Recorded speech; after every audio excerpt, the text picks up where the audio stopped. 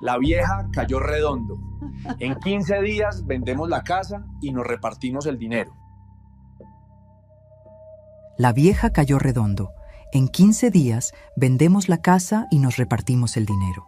Esas palabras las escuché a las 11 de la noche de un martes, desde el pasillo oscuro de mi propia casa, con mi maleta de tela a cuadros azules todavía en la mano y el polvo del camino pegado en los zapatos. Era la voz de Rodrigo, mi hijo mayor, 42 años, el que estudió administración con el sacrificio de mis madrugadas. Y después vinieron las risas, las de Mónica, mi hija del medio, las de Fernando, el más chico, los tres, riéndose juntos, en mi casa, en la casa que compré con mis manos, en la noche en que yo no debía estar ahí. Me quedé quieta en el pasillo, no respiré. Sentí cómo el frío del suelo de mosaico me subía por las plantas de los pies descalzos, porque me había quitado los zapatos en la entrada para no hacer ruido, y cómo algo dentro de mí, algo que no tiene nombre, pero que toda mujer mayor de 60 años conoce, empezó a acomodarse despacio, como cuando se acomoda una vértebra que llevaba años fuera de su lugar. Si alguna vez sentiste que las personas a quienes más amaste en esta vida te miraron como si fueras un trámite pendiente, como si tu única función fuera hacerles el camino más fácil y después desaparecer, quédate, porque lo que yo hice esa noche, en silencio, sin que nadie me viera, sin gritar ni llorar, sin despertar a nadie, cambió todo lo que vino después. Y todavía me tiemblan las manos cuando lo recuerdo. Me llamo Patricia Morales.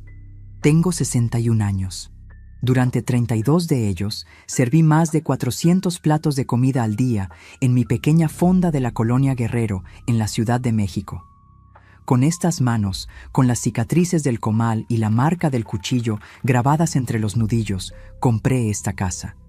Hice los turnos de medianoche, los domingos sin descanso, las fiestas que no fui porque no podía cerrar.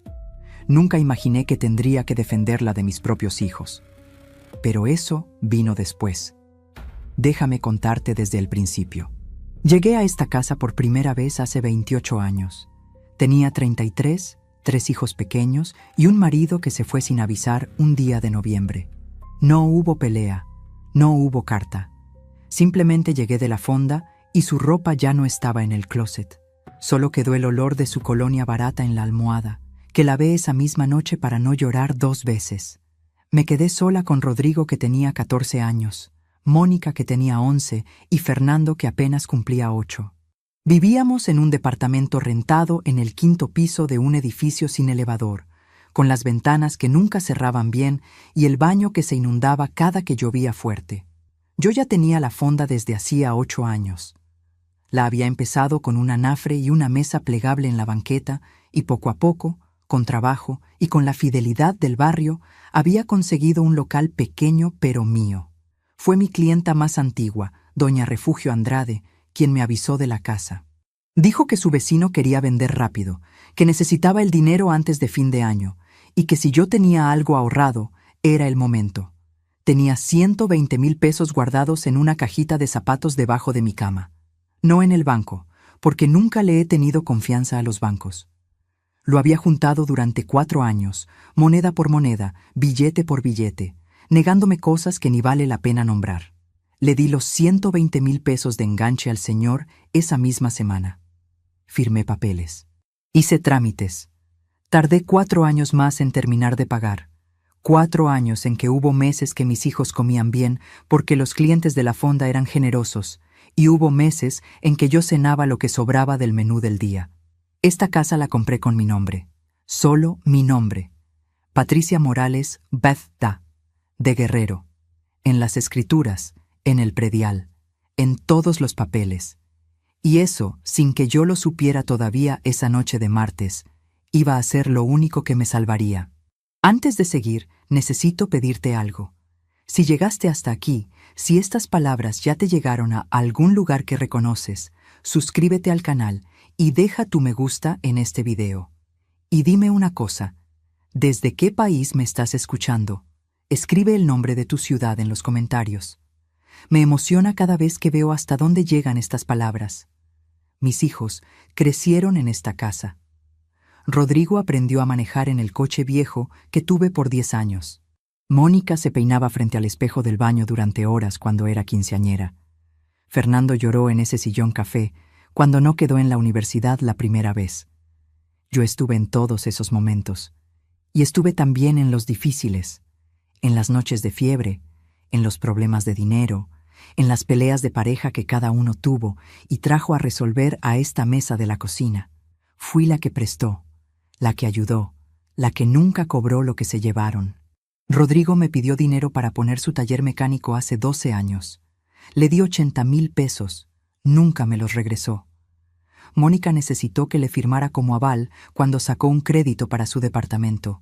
Lo firmé sin dudar. Fernando vivió aquí conmigo hasta los 34 años, sin pagar ni el agua. Y yo nunca dije nada, porque eran mis hijos, porque así me habían enseñado, porque creí que el amor de madre no se mide ni se cobra.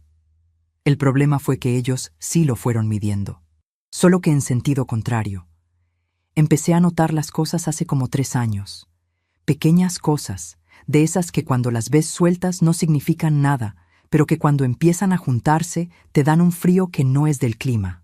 Rodrigo empezó a venir los domingos, que antes nunca venía, pero en lugar de quedarse a comer, se iba directo a revisar papeles de la casa, decía. Que si el predial estaba al corriente, que si la escritura dónde estaba guardada, que si yo había pensado en hacer testamento. Yo le decía que sí, que todo estaba en orden, que no me agobiara. Y él sonreía, pero la sonrisa no le llegaba a los ojos. Ahora sé por qué. Mónica empezó a hablar de que yo ya estaba grande, de que vivir sola era un riesgo, de que quizá era mejor que me fuera a vivir con ella a su departamento. Lo decía con voz dulce, con cara de preocupación, y yo me sentía culpable por no querer irme, como si no querer dejar mi propia casa fuera una terquedad de vieja. Fernando, el más chico, el que siempre fue el más callado, empezó a traer amigos a la casa sin avisarme. Una tarde llegué y había 4 hombres que no conocía sentados en mi sala, tomando cerveza, con la televisión a todo volumen. Le dije que eso no se hacía, que esta era mi casa, y me miró con una cara que yo nunca le había visto. Una cara de fastidio, como si yo fuera la intrusa en mi propio hogar. Eso me dolió más que cualquier cosa que me hayan dicho después. Pero yo seguí cocinando, seguí invitándolos los domingos, seguí siendo la que llamaba si pasaban 2 semanas sin saber de ellos. Eso también es el amor de las madres mayores, que seguimos aunque ya duele, porque creemos que si seguimos alcanzará para que ellos vuelvan a ser quienes fueron. El viaje a Guadalajara lo había planeado Rodrigo. Él fue quien me dijo que Esperanza me había pedido que fuera. Yo llamé a Esperanza y ella dijo que sí, que se alegraba de verme, aunque cuando llegué la noté rara, como si no hubiera esperado mi visita tanto como me habían dicho. No le di importancia. 4 días descansando, tomando café con mi comadre, durmiendo sin despertador. Me hizo bien. Pero el martes, cuando me monté al camión con un día de anticipación, algo en mi cuerpo me dijo que tenía que irme ya. No sé explicarlo. Solo sé que lo sentí aquí adentro, en el pecho, como un jalón. Y llegué a las 11 de la noche. Me quité los zapatos en la entrada para no despertar a nadie. Caminé por el pasillo oscuro con mi maleta todavía en la mano. Y escuché. Y me quedé quieta como nunca en mi vida me había quedado. Cuando terminaron de reírse, escuché que Mónica decía en voz baja, ¿y si se pone difícil? Y Rodrigo respondió, con una calma que me heló la sangre. No puede hacer nada, ya está vieja, no entiende de papeles. Entré a la sala. Los 3 me miraron como si me hubieran visto caer del techo. El rostro de Rodrigo se puso blanco. Mónica se tapó la boca con la mano. Fernando se quedó con el vaso suspendido en el aire, a medio camino entre la mesa y sus labios. Yo no grité, no lloré. Los miré uno por uno, despacio, y dije con una voz que no reconocí como mía, yo nunca firmé nada. El silencio que siguió duró quizá 10 segundos. Para mí, duró toda una vida. Esa noche, después de que mis hijos se fueron, me quedé sola en esta cocina con la luz del foco que parpadea como siempre ha parpadeado. Y fui al cuarto. Y abrí la gaveta del buró, la que está a mano derecha, la que siempre he cerrado con llave. Saqué algo que llevo 28 años guardando sin mostrárselo a nadie. Y eso lo cambió todo. Pero antes de que te cuente qué era, necesito que entiendas cuánto costó llegar a ese momento. Cuánto duele cuando la traición viene de adentro. Y cuánto pesa, después de toda una vida dando, el día en que finalmente decides no dar más. Para entender lo que pasó esa noche de martes, tienes que entender primero lo que pasó durante los 32 años anteriores, porque los hijos no nacen ingratamente. A la ingratitud también se le enseña, y a veces los maestros somos nosotros mismos sin saberlo. Lo hacemos sin maldad, sin cálculo, muchas veces sin otra herramienta que el amor y el agotamiento. Y aún así, enseñamos. Cuando mi marido se fue, Rodrigo tenía 14 años y una rabia que no sabía dónde poner. La ponía en el silencio, en los portazos, en las miradas largas que me echaba cuando yo llegaba tarde de la fonda, oliendo a aceite y a frijoles refritos. Yo lo entendía. Era un adolescente sin padre, en un edificio sin elevador, con una madre que se iba antes de que él se despertara y a veces llegaba cuando él ya dormía. No le podía dar lo que le faltaba, pero le daba lo que podía. Y aprendí a vivir con esa diferencia, aunque nunca se me hizo pequeña. Le compré sus tenis de marca cuando cumplió 15 años. Me tardé 3 meses en juntar el dinero. Hubo semanas en que comí menos para que alcanzara, semanas en que rechacé salidas y guardé cada peso como si fuera el último. Me acuerdo de la cara que puso cuando los vio. Por un momento, solo por un momento, volvió a ser el niño que me abrazaba sin que yo le pidiera. Guardé ese momento aquí, en el centro del pecho. Lo saqué muchas veces después, en los años difíciles, cuando necesitaba recordar que alguna vez había funcionado. Mónica era distinta, más callada, más observadora. Desde chica aprendió a leer el cuarto antes de hablar. Aprendió a decirme lo que yo quería escuchar, y yo me dejé engañar porque era más fácil creer que todo estaba bien. Cuando me decía, «Ya comí, mamá, no te preocupes», yo sabía que no había comido. Pero era medianoche, y yo estaba muerta de cansancio, y al día siguiente había que madrugar otra vez. Y así se fueron acumulando las cosas que nunca dije, los abrazos que llegaron tarde, las conversaciones que aplazamos para un después que nunca llegó exactamente como habíamos imaginado. Ese después siempre fue una promesa que ambas aprendimos a no cobrar. Fernando fue el que más me costó. El más chico siempre carga con algo diferente. El peso de los que vinieron antes, la costumbre de la madre que ya aprendió a ceder. Cuando Rodrigo necesitaba algo y yo decía que no, peleaba. Cuando Mónica necesitaba algo y yo decía que no, lloraba. Cuando Fernando necesitaba algo y yo decía que no, me miraba con unos ojos que me hacían sentir que yo era la culpable de algo que todavía no había pasado. Y yo terminaba diciendo que sí. Siempre terminaba diciendo que sí. Con Fernando aprendí que a veces el amor más cansado es también el más blando. ¿Será que así lo hice? ¿Será que los enseñé a que el no de su madre no duraba más de 10 minutos? Esa pregunta me ha quitado el sueño más de una vez. Y no sé la respuesta. A veces creo que sí, que fui cediendo tan seguido que el límite se volvió invisible.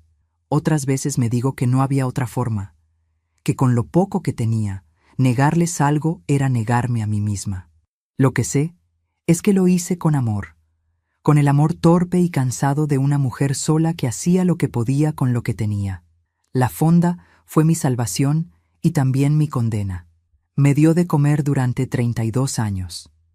Me dio clientes que se volvieron amigos, que me conocían por nombre, que sabían que los lunes hacía caldo tlalpeño y los viernes pozole rojo, y que llegaban puntuales porque sabían que yo no guardaba. Se acaba y se acaba, les decía. Era mi orgullo.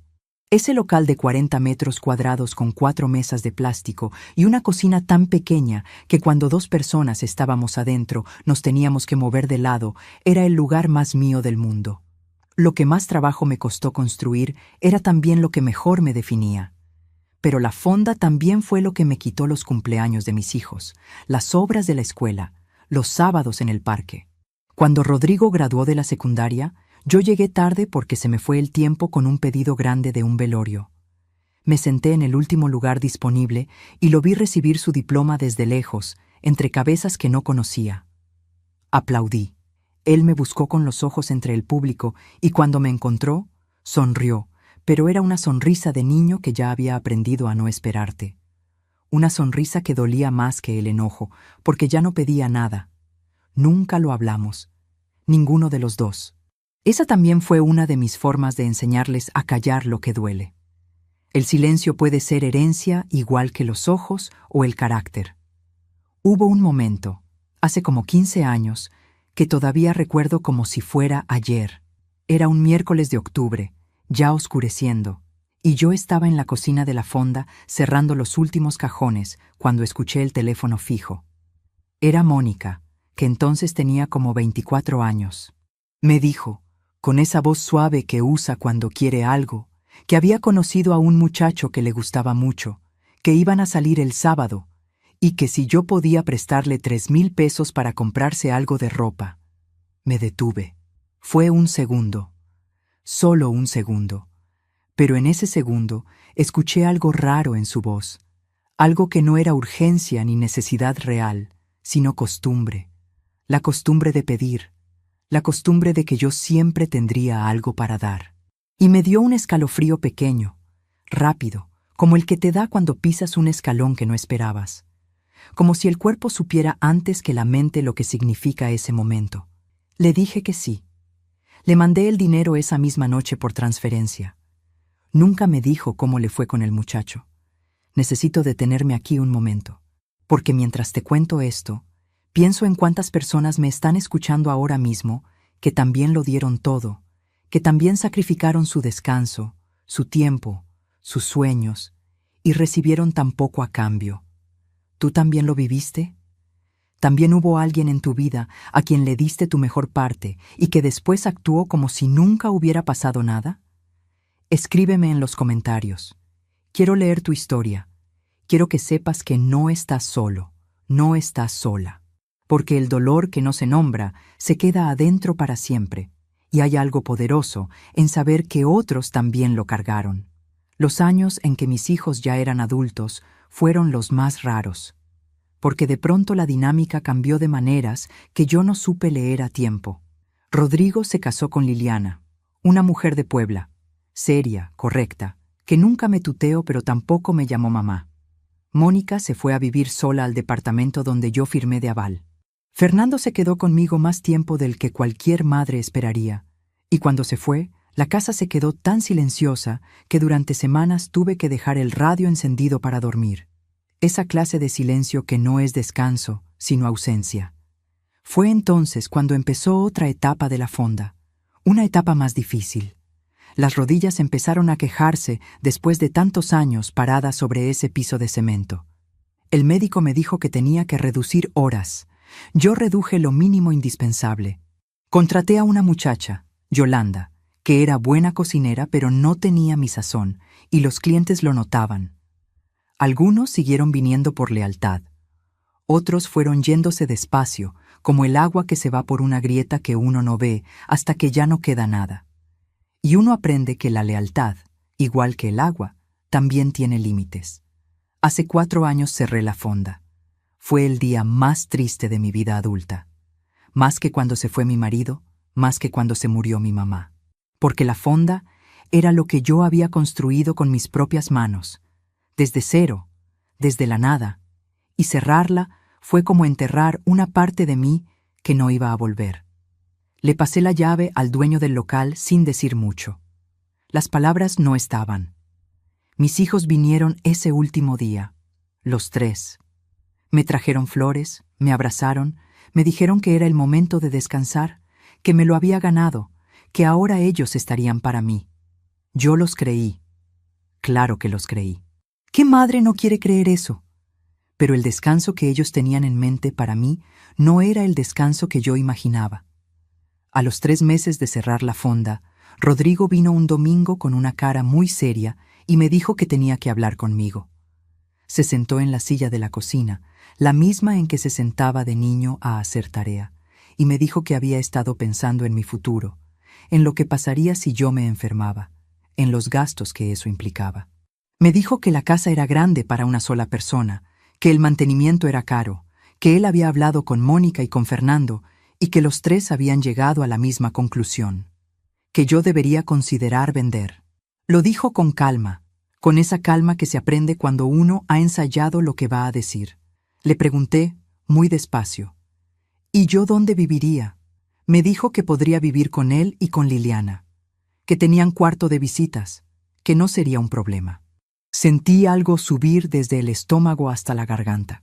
No era coraje todavía, era algo más viejo, más quieto.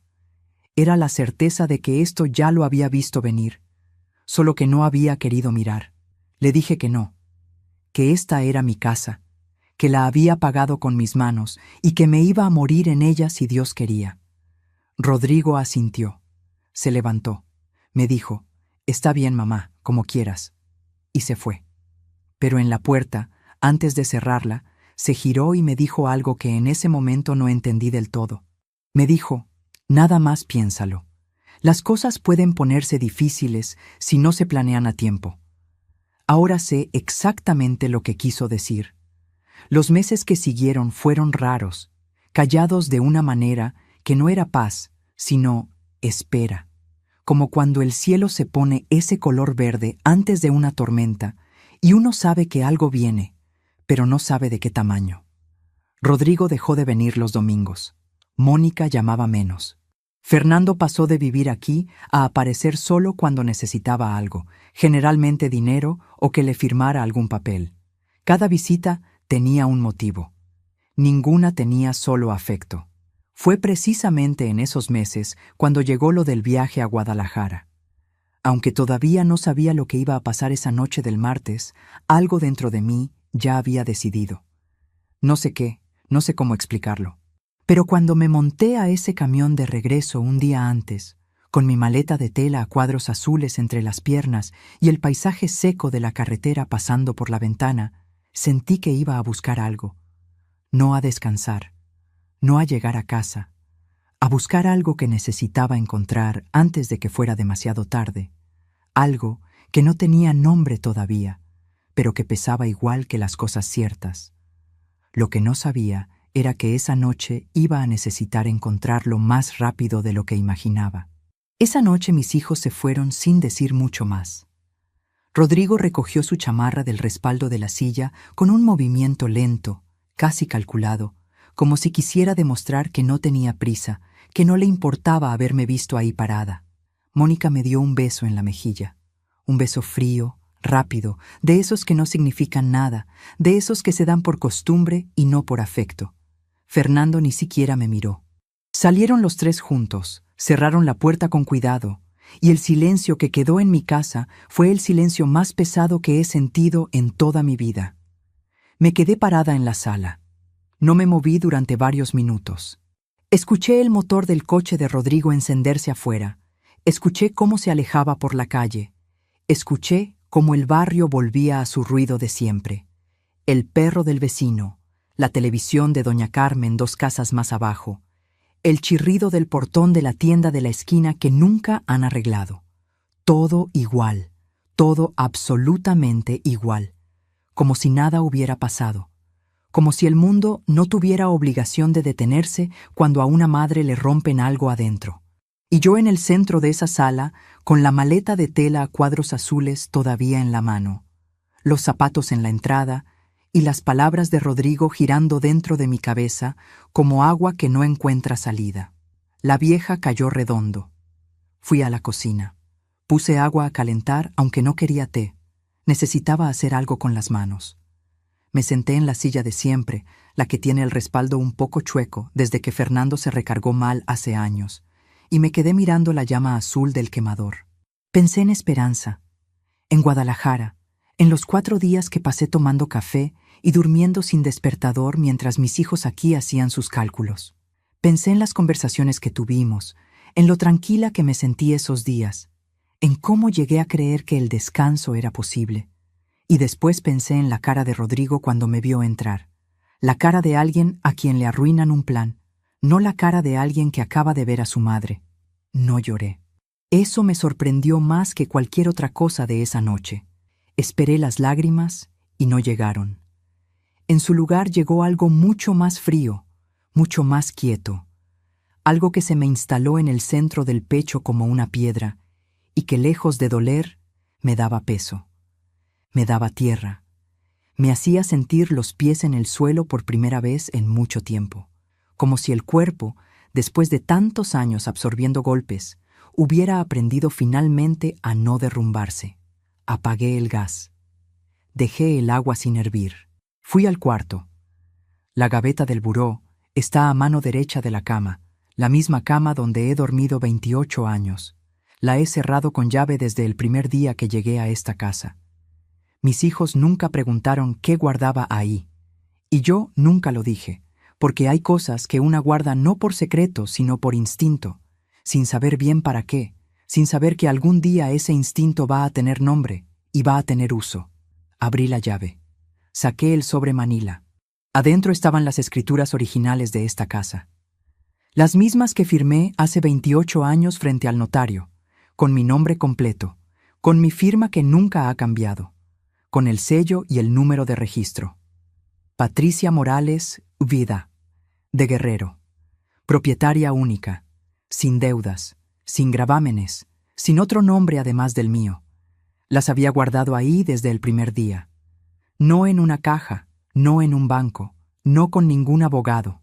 Ahí, en esa gaveta, envueltas en un plástico transparente para que la humedad no las dañara, con una liga vieja encima que se había puesto tiesa con los años. Las saqué con cuidado. Las puse sobre la cama.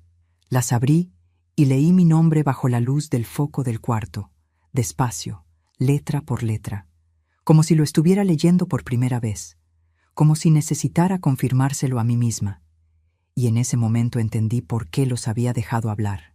¿Por qué no había entrado corriendo a la sala cuando escuché lo que escuché?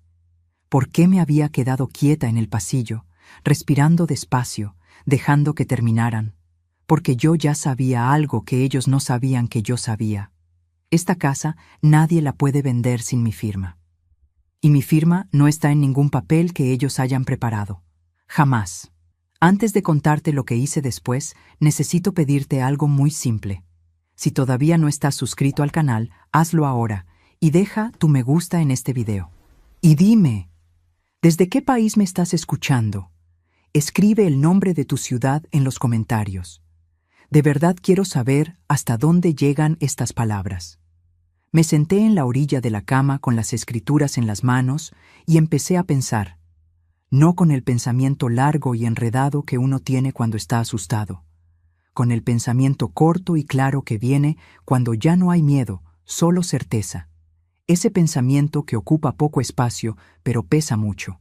Primero, ellos creían que yo no entendía de papeles. Segundo, llevan meses planeando esto, quizá más. Tercero, el viaje a Guadalajara no fue coincidencia. Me mandaron a Guadalajara. Ese tercer pensamiento fue el que más me pesó, no porque me sorprendiera, sino porque terminó de confirmar algo que yo había empezado a sospechar sin querer confirmarlo, que la conversación con Esperanza también había sido arreglada, que mi comadre, sin malicia quizás, sin entender del todo lo que estaba pasando, había dicho que sí cuando Rodrigo le pidió que me invitara. Esperanza siempre fue de esas personas que no saben decir que no, igual que yo. Y quizás por eso Rodrigo la eligió a ella. Me quedé mirando la pared de enfrente, la que tiene la foto de mis 3 hijos cuando eran chicos. Es una foto de Navidad. Deben tener como 12, 9 y 6 años. Rodrigo con un suéter rojo. Mónica con el pelo recogido con un moño blanco. Fernando con los dientes de adelante chuecos que después le corrigieron con brackets que pagué en abonos durante 2 años. Los 3 sonriendo. Los 3 mirando a la cámara. Los 3 sin saber todavía en qué se iban a convertir, o quizás yo sin saber todavía en qué los estaba formando. Me la quedé viendo un buen rato. Después la quité de la pared y la puse boca abajo en el buró. No fue un gesto de odio, fue un gesto de claridad. Tenía que pensar, sin que esas caras de niños me convencieran de que estaba exagerando, de que seguro había un malentendido, de que los hijos no hacen eso, porque sí hacen eso. Lo había escuchado con mis propios oídos, en mi propio pasillo, en mi propia casa. Y una cosa es dudar de lo que imaginas, otra muy distinta es dudar de lo que escuchaste. La vieja cayó redondo. Esa frase específica, redondo, como si yo fuera una fruta madura que cae sola del árbol en el momento exacto. Como si 32 años de trabajo, de sacrificio, de noches sin dormir y domingos sin descansar se pudieran resumir en eso. La vieja cayó redondo. Sentí el calor subir por el cuello hasta las orejas, y entonces sí, llegó el coraje. Pero no el coraje que llora, ni el coraje que grita, el coraje que piensa, el coraje que planea, el único que sirve de algo. Me levanté de la cama, caminé a la cocina otra vez, abrí el cajón donde guardo los recibos y los papeles del gasto. Empecé a buscar entre los papeles viejos, los estados de cuenta, las facturas del predial que pago puntualmente cada año desde hace 28 años.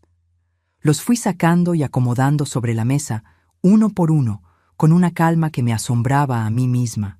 Cada recibo de predial, cada comprobante de pago de servicios, cada papel que decía, de una manera u otra, que esta casa era mía y que yo la había cuidado, que yo nunca me había ido, que yo nunca había abandonado nada. Eran las 12:43 de la madrugada cuando encontré lo que buscaba al fondo del cajón. Era una tarjeta de presentación, pequeña, de cartulina blanca con letras negras. El licenciado Aurelio Fuentes, notario público. Lo conocí hace como 6 años, cuando vino a comer a la fonda con un grupo de colegas. Era un hombre callado, amable, de esos que comen sin hablar mucho, pero cuando hablan dicen algo que vale la pena escuchar.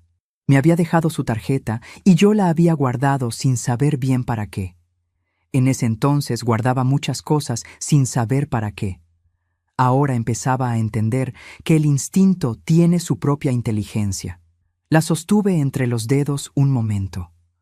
La cartulina estaba un poco amarillenta en las orillas, pero el nombre y el número de teléfono seguían perfectamente legibles. Y entonces tomé la primera decisión de todo lo que vendría después. Al día siguiente, a primera hora, iba a llamar al licenciado Fuentes. No iba a decirle a mis hijos, no iba a confrontarlos, no iba a gritar ni a llorar ni a amenazar. Iba a moverme en silencio, igual que me había movido esa noche por el pasillo de mi propia casa, sin prender la luz, sin que nadie me escuchara, porque el silencio que ellos creyeron que era debilidad iba a ser mi mejor herramienta. Si ellos creían que la vieja no entendía de papeles, la vieja iba a aprender. Pero aquí está la pregunta que no me dejó dormir esa noche, y que quizás tú también te has hecho alguna vez. ¿Hasta dónde puede llegar una madre cuando la empujan al límite? Yo creí que lo sabía. Esa noche descubrí que no tenía idea. Guardé las escrituras de vuelta en el sobre manila. Guardé la tarjeta del licenciado Fuentes en el bolsillo de mi bata. Apagué la luz de la cocina. Fui al baño, me lavé la cara con agua fría, me miré en el espejo más tiempo del que me había mirado en años. Vi a una mujer de 61 años con el pelo canoso que no tiñe porque le parece mentira teñirlo. Vi las líneas alrededor de los ojos que llegaron de tanto aguantar el humo del comal. Vi la mandíbula apretada, los hombros tensos, las marcas oscuras debajo de los ojos del cansancio del camión. Vi todo eso. Vi a una mujer que había dado toda su vida sin llevar cuenta, sin pedir recibo, sin esperar que nadie se lo reconociera. Y vi algo más, algo que no había visto en mucho tiempo. Vi a una mujer que no iba a ceder. Dormí 3 horas esa noche. No porque no pudiera dormir más, sino porque a las 5 de la mañana ya estaba despierta y no tenía caso seguir acostada. Me hice un café negro, sin azúcar, el mismo que tomo desde hace 40 años. Me senté en la cocina con la tarjeta del licenciado Fuentes sobre la mesa y esperé a que fueran las 9 para llamar. El reloj de la pared marcaba cada segundo con ese tic que nunca me había parecido tan lento. Mientras esperaba, fui pensando en cada uno de los momentos de los últimos 3 años que ahora veía con otros ojos. La primera vez que Rodrigo preguntó por la escritura, con esa voz casual que usaba cuando quería que algo pareciera sin importancia. La cara de Mónica cuando dijo que vivir sola era un riesgo, como si la preocupación fuera suya y no mía. Los amigos de Fernando en mi sala, mirando las paredes y el patio con esa atención que yo entonces interpreté como admiración y ahora entendía diferente. Eran piezas de un rompecabezas que yo había tenido frente a mí todo el tiempo y había preferido no armar. El teléfono de doña Soledad, mi vecina de 40 años, sonó a las 7:30. Ella madruga igual que yo, de toda la vida. Me asomé por la ventana y la vi barrer su banqueta de siempre, con su bata de flores, con su escoba de palma. La saludé. Ella me saludó. Me preguntó si estaba bien porque me veía seria. Le dije que sí, que solo estaba cansada del viaje. Era cierto, pero no era lo único. A las 9 en punto llamé al licenciado Fuentes. Contestó él mismo, lo cual me sorprendió. Le expliqué quién era. Le recordé que había comido en mi fonda hace unos años. Tardó un momento y luego dijo que sí, que se acordaba perfectamente, que hacía el mejor pozole de la colonia. Me reí. Fue la primera vez que me reí desde que bajé del camión la noche anterior. Una risa pequeña, breve, pero mía. Le pregunté si podía verlo ese mismo día. Me dijo que tenía la agenda ocupada por la mañana, pero que a las 4 de la tarde tenía un hueco. Le dije que ahí estaría. Colgué el teléfono y lo dejé sobre la mesa. Aún no sabía exactamente qué iba a hacer. Tenía las escrituras, tenía los recibos, tenía el nombre de un notario, pero lo que iba a hacer con todo eso todavía no tenía forma completa. Era solo la dirección. Era solo el primer paso de algo que todavía no veía entero, pero que se sentía firme debajo de los pies, como el piso de mi propia cocina. Lo que sí sabía era que mis hijos iban a llamar. Rodrigo llamaría primero, probablemente esa misma mañana, con voz tranquila, queriendo saber cómo estaba, queriendo tantear el terreno. Mónica llamaría después, con su voz suave y sus preguntas envueltas en preocupación que nunca era del todo preocupación. Fernando no llamaría. Fernando nunca llama primero. Y yo iba a contestar. Iba a hablar con ellos con normalidad, como si nada hubiera pasado, como si la noche anterior hubiera sido solo un malentendido sin importancia. Iba a ser la misma Patricia de siempre por fuera. Por dentro iba a estar haciendo algo que ellos nunca esperarían. A las 10:15 de la mañana sonó el teléfono. Era Rodrigo. ¿Cómo amaneciste, mamá? Bien, hijo, cansada del camión, pero bien. Oye, lo de anoche, no quiero que lo tomes a mal. Estábamos hablando de cosas del futuro, nada más. De planes para que estés bien. Hice una pausa, corta, calculada. Sí, mijo, entendí. Y colgué con un cuídate y un beso de aire como el de siempre. Lo que él dijo en ese momento, lo que no dijo, y lo que guardó en silencio, creyendo que yo también guardaría silencio, fue lo último que esperaba que yo supiera aprovechar. A las 4 de la tarde en punto, empujé la puerta del despacho del licenciado Fuentes, con mi bolsa de mano apretada contra el cuerpo y las escrituras dentro de un folder azul que había comprado esa mañana en la papelería de la esquina. El folder costó 12 pesos. Lo elegí azul sin saber por qué, quizás porque el azul siempre me ha parecido un color que no miente. La secretaria, una muchacha joven con lentes de armazón rojo, me hizo esperar 5 minutos en una silla de piel color café. Yo me senté derecha, con las manos sobre las rodillas, igual que me sentaba de niña cuando iba al médico y quería que no se me notara el miedo. El truco no funcionaba entonces. Tampoco funcionó ahora, pero al menos me daba algo a qué aferrarme. El licenciado Fuentes era exactamente como lo recordaba. Un hombre de unos 65 años, delgado, con bigote canoso y manos de persona que lee mucho. Me saludó de pie, me ofreció agua, se sentó frente a mí con la calma de alguien que ha escuchado muchas historias difíciles y sabe que no hay que apresurarse. Había algo en su manera de acomodar los papeles sobre el escritorio, despacio, sin ruido, que me dijo que este hombre no iba a interrumpirme. Le conté todo. No me tembló la voz. Me sorprendió eso también. Le conté del viaje a Guadalajara, del pasillo oscuro, de las palabras de Rodrigo, de las escrituras en la gaveta del buró, de los recibos del predial, de los años sin que nadie me preguntara nada, y de los últimos 3 años en que de pronto todos querían saber dónde guardaba los papeles de la casa. Le conté también de los tenis a los 15 años, de la fonda, de los 32 años parada sobre ese piso de cemento. Cosas que no venían al caso legal, pero que sí venían al caso de todo lo demás. El licenciado me escuchó sin interrumpir. Cuando terminé, se recargó en el respaldo de su silla y me miró un momento antes de hablar, como si quisiera asegurarse de que yo ya había dicho todo lo que necesitaba decir. «Señora Patricia», me dijo, «mientras usted sea la propietaria registrada y no haya firmado ningún poder notarial ni ningún contrato de compraventa, nadie puede vender esa casa, ni sus hijos ni nadie. La ley es muy clara». Le pregunté si había algo que ellos pudieran hacer sin mi firma. Sin su firma y sin su presencia ante notario, absolutamente nada. Sentí que algo se aflojaba en el pecho. No alivio todavía, sino confirmación. La diferencia entre los dos es importante. El alivio viene cuando el peligro pasa. La confirmación viene cuando sabes exactamente a qué te enfrentas. Yo necesitaba la confirmación primero. Necesitaba escucharlo dicho en voz alta, por alguien que entendiera de papeles, para que dejara de ser solo una certeza mía y se volviera un hecho del mundo. Le pregunté qué recomendaba. Me dijo que podíamos hacer varias cosas.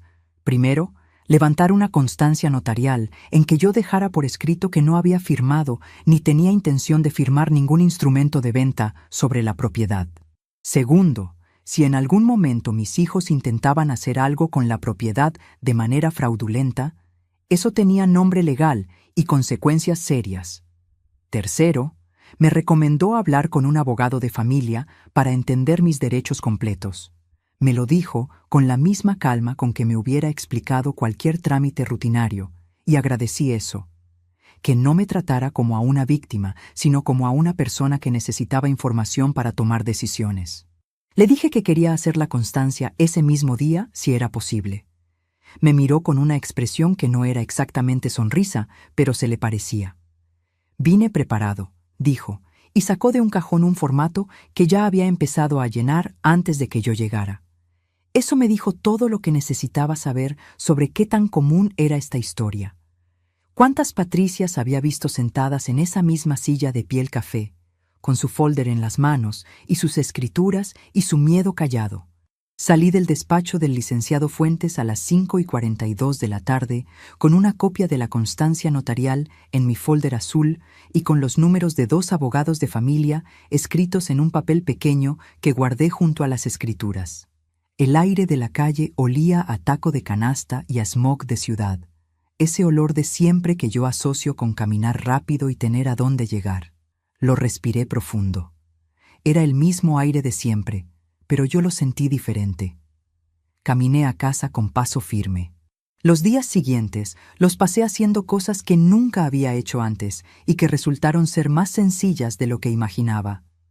Llamé a uno de los abogados que me recomendó el licenciado Fuentes, el licenciado Marcos Ibarra, un hombre joven de voz tranquila que me explicó todo con paciencia y sin hacerme sentir tonta en ningún momento.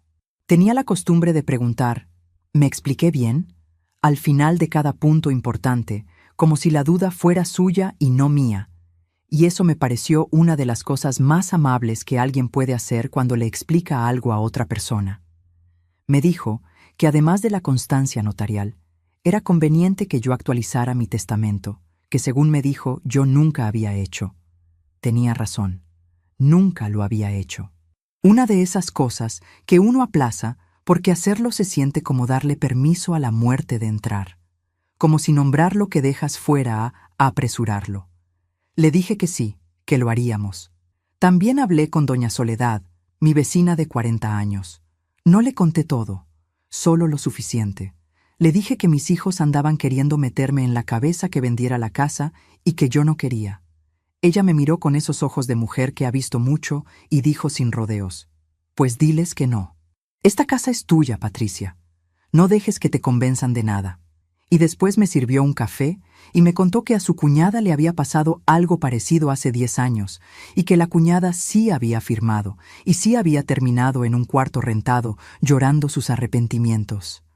Me contó eso sin dramatismo, con la misma voz con que una cuenta el precio del tomate en el mercado. Y por alguna razón, eso fue lo que más me llegó. No iba a ser yo esa cuñada. Mientras yo movía mis piezas en silencio, mis hijos también se movían, solo que ellos no sabían que yo sabía. Rodrigo llamó 3 veces en 4 días, siempre con la misma voz de domingo, tranquila, preguntando cómo estaba, si necesitaba algo, si había pensado más en lo que habíamos hablado. Yo le decía que bien, que no necesitaba nada, que sí había pensado. Nada más, ni un sí ni un no. Solo dejaba las preguntas flotando en el aire como globos sin atar. Aprendí eso de él, de Rodrigo, de todos esos años viéndolo negociar con el mundo, que el silencio bien colocado obliga al otro a moverse primero. Mónica vino a verme el jueves sin avisar. Tocó con sus 3 golpes de siempre, ese toc toc toc rápido que tiene desde chica, y entró con una bolsa de pan dulce que puso sobre la mesa de la cocina. Se sentó. Me preparó un café sin preguntarme, como si todavía viviera aquí, y empezó a hablar, que ella estaba preocupada por mí. Que vivir sola a mi edad no era seguro, que el otro día había leído sobre una señora mayor que se había caído en su casa y nadie se había dado cuenta hasta 2 días después, que ella y sus hermanos solo querían lo mejor para mí, que si yo vendía la casa, podría tener dinero suficiente para vivir muy bien, muy cómoda, sin preocupaciones. Hablaba con esa voz que siempre fue su arma sin que ella lo supiera, suave, pausada, envuelta en una preocupación que era real a medias. Porque yo creo que Mónica sí me quería, solo que me quería de una manera que le resultaba conveniente. La escuché, todo, sin interrumpirla, con la taza de café caliente entre las manos, mirándola a los ojos. Me fijé en cómo movía las manos cuando hablaba, en cómo cruzaba y descruzaba los dedos cuando llegaba a los momentos que le costaban más.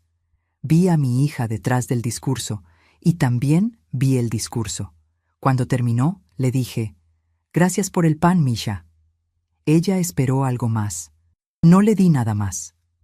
Se fue media hora después con la misma bolsa del pan casi intacta, porque yo solo tomé una pieza. En la puerta me dio su beso frío de siempre y me dijo que me llamaría.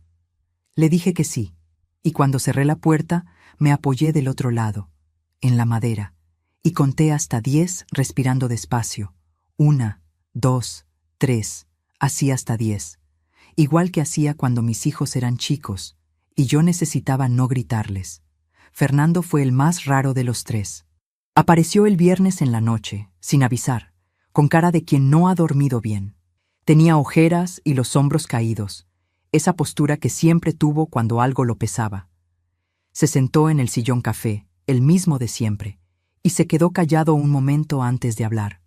Le pregunté si quería cenar. Me dijo que no. Le pregunté si estaba bien. Me dijo que sí, pero con la voz de alguien que no está bien.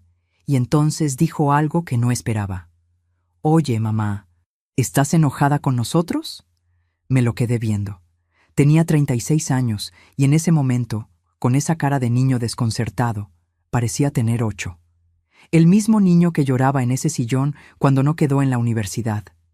El mismo que se quedaba callado mientras sus hermanos discutían y después venía a buscarme en la cocina cuando ya todos se habían ido. Y sentí algo que no quería sentir. Ternura. Una ternura pequeña, incómoda, que me dolió más que el coraje, porque el coraje era limpio y esto no lo era. Le dije con cuidado, «¿Tú qué crees, Fernando?» Me miró un momento. Bajó los ojos y dijo, muy bajito, «Creo que nos escuchaste». El silencio que siguió duró quizás 3 segundos. 3 segundos en que algo en el aire entre los dos cambió de temperatura, como cuando se corta la luz y uno tarda un instante en entender que ya no hay luz. «Sí», le dije, «solo eso». Fernando se quedó mirando el suelo, abrió la boca una vez, la cerró y entonces hizo algo que yo no esperaba. Se levantó del sillón, caminó hasta donde yo estaba sentada y me abrazó. No fue un abrazo de disculpa ni de manipulación. Fue el abrazo torpe de un hombre grande que no sabe cómo decir lo que necesita decir, y lo dice con el cuerpo porque con palabras nunca aprendió. Me apretó fuerte, como cuando era chico y tenía miedo. Yo sentí su espalda tensa, su respiración irregular, ese peso de alguien que lleva días cargando algo que no cabe solo en una persona. Yo lo dejé abrazar. Le puse la mano en la espalda un momento, y después me separé con suavidad y le dije: «Siéntate, Fernando». Se sentó. «Necesito que me digas qué estaban planeando exactamente». Y ahí fue cuando él empezó a hablar. Despacio al principio, después más rápido, con la voz de alguien que lleva días cargando algo que pesa demasiado. Me contó que había sido idea de Rodrigo desde hacía casi un año. Que Rodrigo había consultado con alguien, no le quedaba claro si un abogado o un gestor, sobre la posibilidad de vender la casa si yo firmaba un poder notarial. Que el plan era convencerme de firmarlo mientras yo creyera que era para otra cosa, para pagar un seguro médico, para tramitar una pensión, algo así. Que el viaje a Guadalajara fue para tener tiempo de revisar los papeles de la casa sin que yo estuviera. Para saber qué tenían, para calcular cuánto valía, para tener los números listos antes de sentarse conmigo. Me quedé helada. No por sorpresa. Para ese punto ya no me sorprendía nada. Me quedé helada porque escucharlo de la boca de mi hijo más chico, en mi sala, con el sillón café de testigo, lo hacía completamente real de una manera que escucharlo sola en el pasillo no lo había sido del todo. Una cosa es sospechar. Otra es oírlo confirmado con voz que conoces desde que era un bebé. Le pregunté si Mónica sabía todo. Dijo que sí. Le pregunté si él había estado de acuerdo desde el principio. Tardó en responder. Dijo que al principio no había dicho nada porque Rodrigo era el que siempre tenía los planes, y él siempre había sido el que no decía nada. Dijo que después se fue metiendo en la idea porque le parecía que no era tan grave, que yo iba a estar bien de todas formas. Dijo que la noche que llegué y los encontré, algo en él se rompió pero no supo cómo decírmelo. Que desde esa noche no había dormido bien, que desde esa noche se lo estaba comiendo por dentro. Lo escuché todo, sin interrumpirlo, sin ayudarlo a encontrar las palabras cuando las perdía. Él solo. Que lo dijera solo, que lo cargara solo mientras lo decía, porque eso también formaba parte de entender lo que había hecho. Antes de contarte lo que pasó después de esa conversación con Fernando, necesito preguntarte algo. Si tú estuvieras en mi lugar, justo en ese momento, con tu hijo más chico sentado frente a ti, confesándote todo, después de años de darlo todo por él, después de lo que habían planeado, ¿lo perdonarías ahí mismo o esperarías a ver si sus palabras tenían peso de verdad? Escríbeme en los comentarios. Quiero saber qué habrías hecho tú, porque yo lo pensé mucho esa noche, y no estoy segura de haber hecho lo correcto. Solo sé que hice lo que pude. Le dije a Fernando que lo escuchaba, que lo que me estaba diciendo era importante y que lo tomaba en serio, pero que necesitaba que entendiera algo muy claro, que lo que habían planeado no era solo un error de juicio ni una mala idea entre hermanos, que lo que habían planeado era quitarme lo único que yo había construido con mis propias manos en toda mi vida, y que eso, aunque viniera de sus hijos, aunque viniera de la persona que yo había cargado en brazos y llevado al médico y pagado la escuela y llorado de alegría el día que graduó, eso no se perdonaba en una noche. Eso se escuchaba, se nombraba y se dejaba reposar como el maíz en el agua. No se apresura. Fernando asintió. No dijo nada. Creo que era la primera vez en su vida que yo le decía algo así sin retirar las palabras a mitad del camino. Se fue como a las 10 de la noche. Le di de cenar antes de que se fuera, porque soy su madre y eso no cambia con nada. Le calenté un plato de frijoles con queso y unas tortillas que habían sobrado del mediodía. Lo vi comer en silencio, y cuando se levantó a lavar su plato, que tampoco era algo que hiciera seguido, le puse la mano en el brazo un momento y le dije: «Habla con tu hermano». Me miró. «Dile que yo ya sé todo, y que la semana que entra quiero verlos a los tres aquí, en esta mesa». La cara de Fernando cambió. Primero fue sorpresa, Después algo más complicado, algo entre alivio y miedo, como cuando de niño hacía algo malo y lo descubrían y ya no tenía que seguir cargando el secreto, pero tampoco sabía qué venía después. Esa mezcla que tienen los niños cuando el peso se les quita pero el castigo todavía no llega. Se fue. Cerré la puerta. Me senté en la cocina. Los días siguientes fueron los más extraños de todo este tiempo. Rodrigo no llamó. Mónica tampoco. Era el silencio de quien recibió un mensaje y está decidiendo qué hacer con él. El silencio de quien sabe que el terreno cambió, pero todavía no sabe cómo pisarlo. Yo los dejé en ese silencio. Seguí con mis días. El café de las 5 de la mañana, la misa del martes que nunca falto, el mercado del jueves donde la señora de los nopales me preguntó si estaba bien porque me veía distinta, y yo le dije que sí, que estaba muy bien. Las llamadas con el licenciado Ibarra para avanzar con el testamento. El testamento quedó listo el miércoles de esa semana. Lo firmé frente al notario, con 2 testigos que no conocían a nadie de mi familia, con mi nombre completo y mi firma de siempre. En ese documento quedó escrito, con toda claridad, a quién le dejaba qué y bajo qué condiciones. No voy a decir aquí los detalles porque eso es entre Dios y yo. Pero sí voy a decir que lo que dejé escrito ese miércoles fue el resultado de 31 años de trabajo y de 4 días de claridad que no hubiera tenido si no hubiera llegado un día antes de lo planeado. La vida a veces ordena las cosas de maneras que uno no entiende hasta que ya están ordenadas. El sábado por la mañana, Rodrigo tocó a mi puerta. Solo, sin Mónica, sin Fernando. Con la misma chamarra del respaldo de la silla de aquella noche, con el pelo bien peinado de quien quiere parecer tranquilo. Lo hice pasar. Le ofrecí café. Me dijo que no con la mano, con un gesto que reconocí. Era el gesto de quien necesita tener el control de la situación y acepta algo de ti, le hace sentir que lo está perdiendo. Me senté frente a él. Él se quedó de pie un momento y después se sentó también, como si la silla lo obligara. Como si hasta el mobiliario de esta casa supiera que aquí las reglas son mías.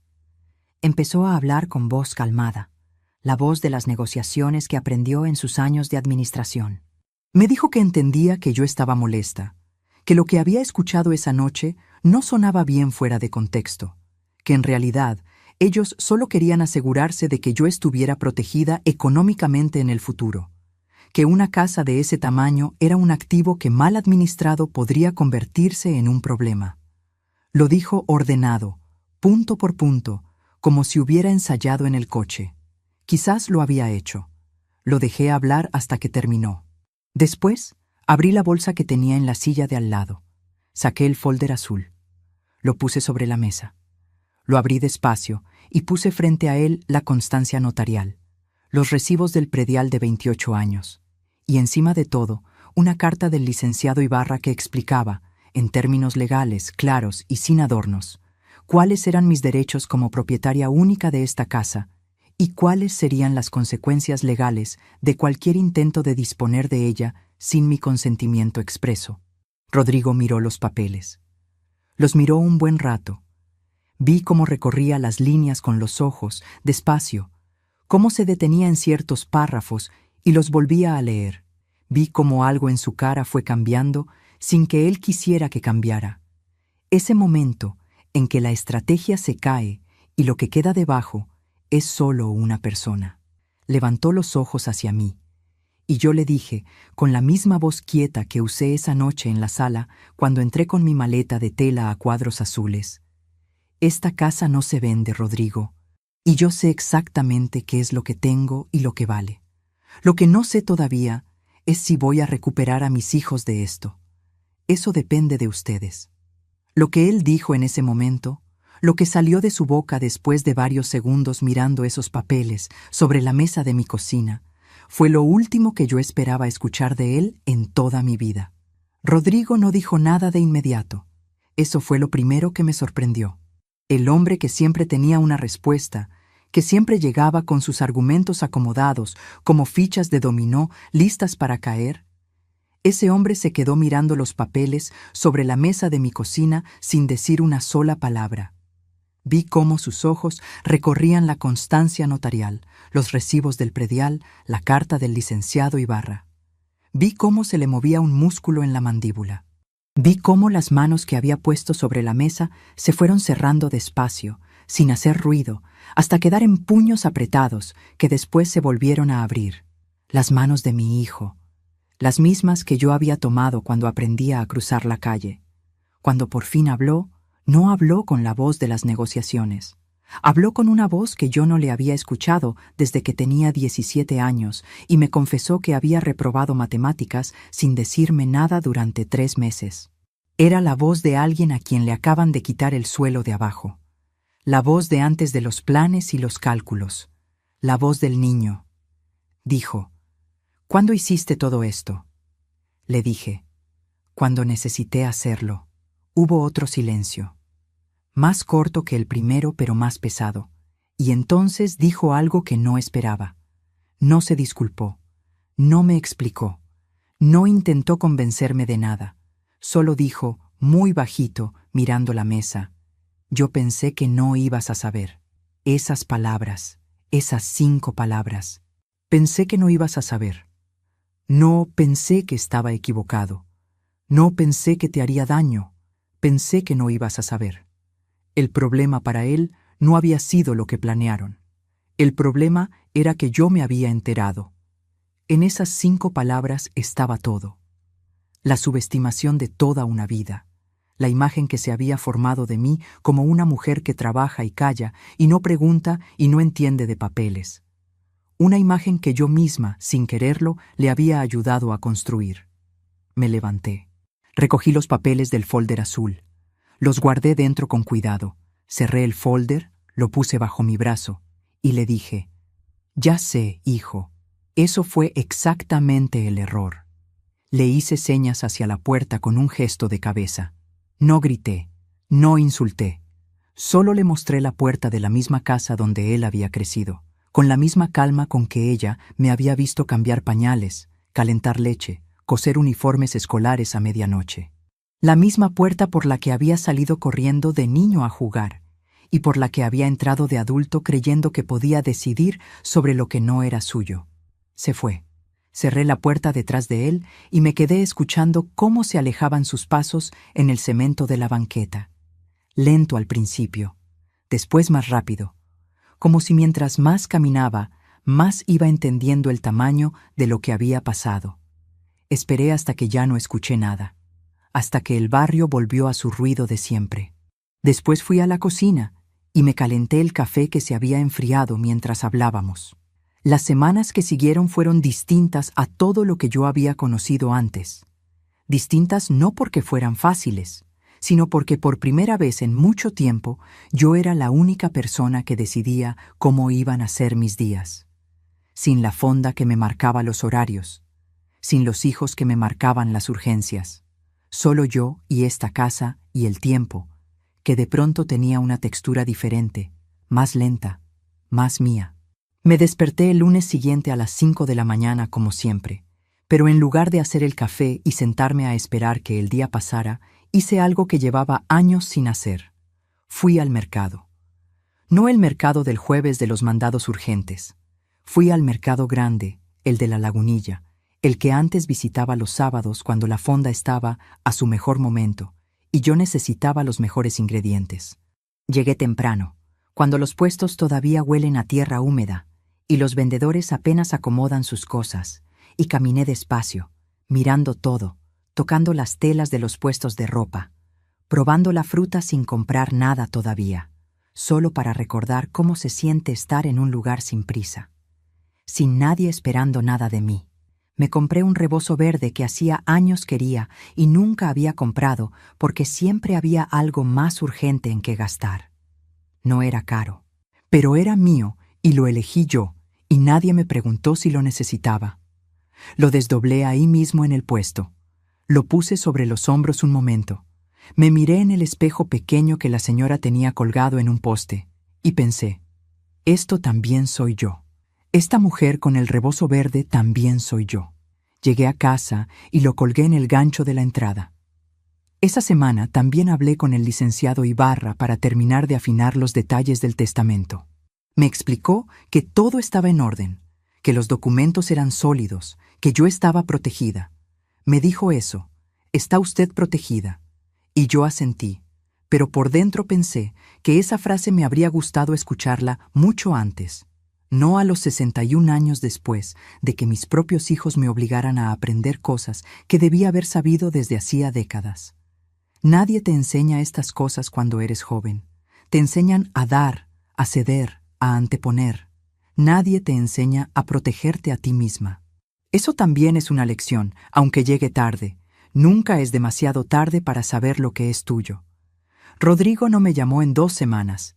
Mónica tampoco. Fernando me mandó un mensaje corto, sin adornos. «Mamá, ¿estás bien?». Le respondí que sí, nada más. No porque quisiera castigarlo, sino porque en ese momento las palabras largas me parecían un lujo innecesario. Lo que había que decirse se había dicho. Lo que quedaba por venir necesitaba tiempo, no palabras. El tiempo hace un trabajo que las palabras no pueden hacer solas. Doña Soledad se convirtió en mi compañía de esas semanas. Siempre lo había sido, en realidad, pero yo nunca le había dado el espacio que merecía porque siempre estaba ocupada con los hijos, o con la fonda, o con algo que ahora ya no recuerdo y que seguramente no era tan urgente como pensaba. Tomábamos café en su patio los martes y los jueves. Me contaba de sus nietos, de su hija que vive en Monterrey, de las novelas que ve por la noche. Yo la escuchaba. Eso también era nuevo para mí. Escuchar sin pensar en qué tenía que hacer después. Estar en una conversación entera, de principio a fin, sin que la cabeza se me fuera a otra parte. Una tarde, mientras tomábamos café, me dijo algo que se me quedó grabado. Me dijo: «Patricia, tú siempre fuiste la que cargaba todo. Ahora descansa. Cargar es también un vicio». Me reí. Fue una risa de verdad, de esas que salen desde abajo y que uno no planea. Le dije que tenía razón y que a los 61 años era un poco tarde para cambiar de vicio. Ella también se rió. Y en esa risa, en ese patio con macetas de geranios y el olor del café, sentí algo que reconocí como algo muy antiguo: el gusto de estar sin agenda, sin deuda, sin nadie que espere nada de ti en los próximos 5 minutos. Y en ese momento, en ese patio con macetas de geranios y el olor del café y la risa de las dos, me di cuenta de que llevaba semanas sin que me doliera el pecho por las noches. Esa presión constante que yo había normalizado hasta creerla parte del aire de mi casa se había ido. No de golpe, despacio, sin que yo me diera cuenta exactamente cuándo, como cuando el cuerpo deja de doler en un lugar que llevaba tanto tiempo doliendo que uno ya olvidó cómo se siente sin ese dolor. Así descubres que estabas cargando algo, cuando ya no lo cargas. De Rodrigo me llegaron noticias por caminos indirectos, como siempre pasa en las familias. Una prima me dijo que andaba mal en el negocio del taller, que había tenido problemas con un socio. Otra persona me contó que Liliana, su esposa, y él habían tenido unas semanas difíciles, que había tensión en su casa. No busqué más información. No hice preguntas. No me alegré de sus problemas porque el dolor de mis hijos nunca me ha dado alegría, aunque ellos me hayan causado el propio. Solo lo escuché y lo guardé en ese lugar donde uno guarda las cosas que no puede controlar. Ese lugar que con los años se va haciendo más grande y uno aprende a no asomarse seguido. Mónica me llamó un mes después del domingo en que Rodrigo se fue de mi cocina mirando los papeles. Me llamó un miércoles por la tarde, a las 4:30, cuando el sol ya empieza a bajar y la luz de la tarde entra por la ventana de la cocina de esa manera tan específica que a mí siempre me ha parecido la hora más honesta del día. No sé por qué esa luz me parece honesta. Quizás porque no es la luz brillante de la mañana que todo lo pone nuevo, ni la oscuridad de la noche que todo lo esconde. Es la luz del balance, la luz de lo que fue y lo que queda. Me dijo que quería venir a verme. Le dije que sí. Llegó sin pan dulce esta vez. Llegó con cara de persona que viene a decir algo que tiene ensayado desde hace días, pero que sabe que cuando lo diga va a salir diferente a cómo lo ensayó. Se sentó. Le ofrecí café. Esta vez sí aceptó. Y eso también era distinto. Antes Mónica siempre traía algo, siempre llegaba con algo en la mano como si necesitara un pretexto para estar aquí. Esta vez llegó con las manos vacías. Eso me dijo más que cualquier palabra. Me dijo que lo sentía. Así, directo, sin rodeos, sin la voz suave de siempre. Me dijo que lo que habían pensado hacer estaba mal, que ella lo sabía desde antes, pero que no había tenido el valor de decirle eso a Rodrigo, porque con Rodrigo nunca lo había tenido, que así había sido toda su vida, que el hermano mayor siempre había mandado y ella siempre había obedecido, y que eso tampoco era justo, pero que tampoco era excusa suficiente para lo que había pasado. Lo dijo de una sola vez, sin pausas, como quien descarga algo que llevaba tiempo apretado en el pecho y necesita que salga entero antes de que el miedo lo detenga. La escuché hasta el final. Después le pregunté una sola cosa. ¿Lo habrías hecho, Mónica? Si yo no hubiera llegado esa noche, ¿lo habrías firmado? Ella no respondió de inmediato. Bajó los ojos hacia la taza. La giró entre las manos. Ese gesto suyo de siempre, el de cuando era niña y no quería contestar algo, pero sabía que tenía que hacerlo. Y dijo muy bajito: «No lo sé, mamá, y eso es lo que más me pesa». Valoré esa respuesta. No porque fuera lo que yo quería escuchar, sino porque era honesta. Y yo llevo toda la vida prefiriendo la verdad incómoda a la mentira bien envuelta. Una mentira bien envuelta te da paz esa tarde. La verdad incómoda te da algo en qué trabajar.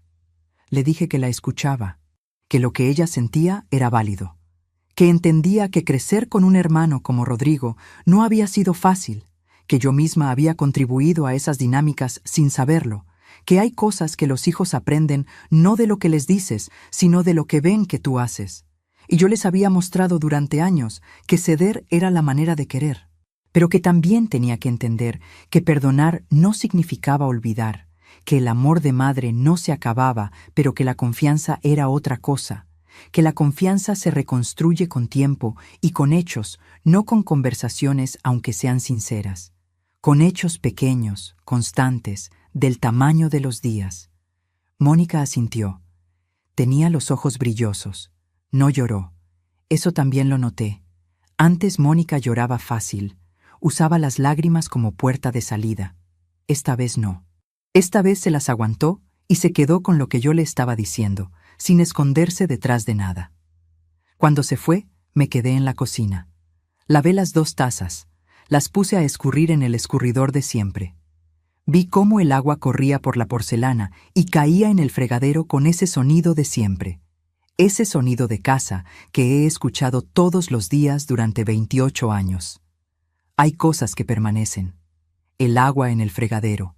El foco que parpadea, el chirrido del portón de la tienda de la esquina. La vida ordinaria sigue, con o sin todo lo demás. Y entonces hice la cosa más pequeña e importante de todo este tiempo. Fui a la sala, abrí el cajón de la mesita que está junto al sillón café. Saqué la foto que había puesto boca abajo esa noche. La foto de Navidad con los 3 niños. Rodrigo con el suéter rojo, Mónica con el moño blanco, Fernando con los dientes chuecos. La sostuve un momento entre las manos. La miré bien, con tiempo, sin apurarme. Los miré a los 3 a la cara, uno por uno, como cuando los acostaba de noche, y me quedaba un momento en la puerta del cuarto mirándolos dormir y pensando que era la persona más afortunada del mundo, porque esos 3 niños eran míos. Esos 3 niños seguían siendo mis hijos. Eso no lo cambiaba nada, ni siquiera lo que había pasado, pero esta vez la colgué en un lugar distinto, no en la pared del pasillo donde había estado siempre, donde cualquiera la veía al entrar. La colgué en mi cuarto, junto a la ventana, donde solo yo la veo cuando quiero, donde el amor está, pero en su lugar justo, donde calienta sin quemar. En el pasillo, donde antes estaba el clavo vacío, colgué el rebozo verde que me compré en la Lagunilla. Nadie que entre a mi casa va a saber lo que significa ese cambio, pero yo sí lo sé. Y eso es suficiente. Han pasado 11 meses desde esa noche del pasillo oscuro. A veces me cuesta creer que fue hace tan poco tiempo, porque todo lo que soy ahora me parece que existió siempre, y todo lo que era antes me parece que fue otra persona. No otra Patricia, otra vida. Como cuando cambias los muebles de lugar en una casa y de pronto el espacio tiene más aire, aunque sea el mismo espacio de siempre. Esta mañana me desperté antes de que sonara el reloj, las 4:52 de la madrugada. Por el filo de la ventana se colaba esa luz azul de antes del amanecer que siempre me ha parecido la más honesta de todas las luces porque no pretende ser de día ni de noche, sino solo lo que es, el momento exacto entre lo que se fue y lo que viene. Me quedé acostada un momento mirando el techo, sin apuro, que eso también es nuevo en mí. Antes me levantaba como resorte, lista para el siguiente pendiente. Ahora me doy ese momento de techo. Me lo gané. Me hice el café. Negro, sin azúcar, el de siempre. Abrí la ventana de la cocina aunque estaba fresco porque me gusta escuchar al barrio despertar. El camión de la basura que pasa a las 5 en punto. El perro de la vecina que siempre ladra 3 veces y después se calla. El comal de Doña Refugio, que a sus 78 años todavía hace gorditas al amanecer, y el olor del maíz tostado llega hasta mi ventana como lleva llegando desde que yo me acuerdo. Eso es lo que más me ha sorprendido de estos 11 meses, que el mundo siguió siendo el mismo. Las mismas calles, los mismos olores, el mismo foco que parpadea en la cocina y que todavía no he cambiado porque ya tiene carácter propio. Yo soy la que cambió. Y cuando uno cambia por dentro, todo lo de afuera se ve distinto sin moverse de lugar. Fernando viene los domingos. No todos, pero sí la mayoría. Llega como a las 11 de la mañana, toca con sus 3 golpes, que eso no lo perdió, y se sienta en el sillón café con cara de alguien que quiere estar ahí de verdad, no de alguien que viene por obligación. Hablamos. No de lo que pasó, porque eso ya lo hablamos en su momento y darle vueltas no sirve de nada. Hablamos de su trabajo, de una chica que está conociendo, de una película que vio y que quiere contarme escena por escena, aunque yo nunca vea películas. Me hace reír. Eso es lo que más agradezco de él en estos meses, que me hace reír sin proponérselo. El domingo pasado trajo tamales de la señora de la esquina de su colonia. Los comimos en la cocina, sin platos especiales, en el papel de estraza en que venían envueltos, con salsa verde de frasco porque no tenía ganas de hacerla fresca. Él tomó agua. Yo tomé mi café de siempre.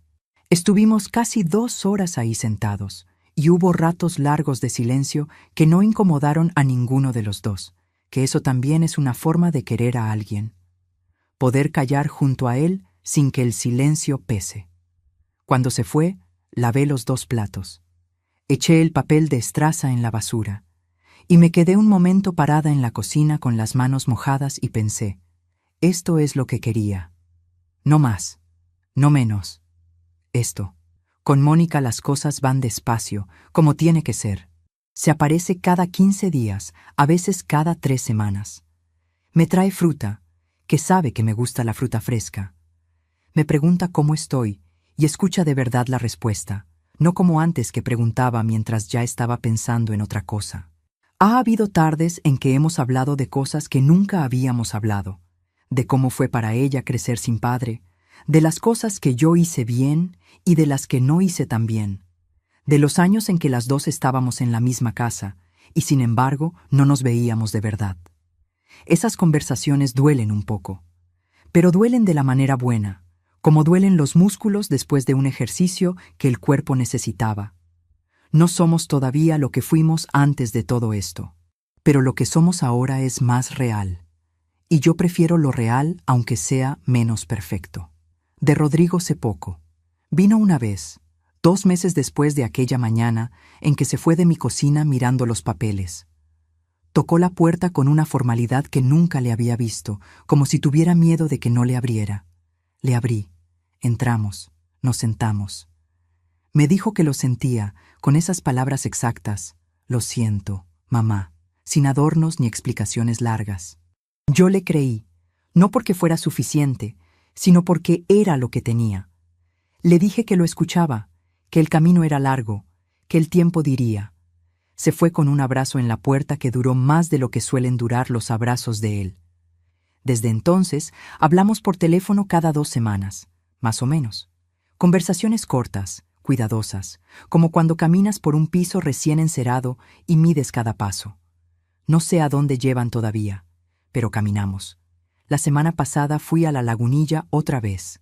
Fui sola, en el camión de las 9, con mi bolsa de mano y sin prisa.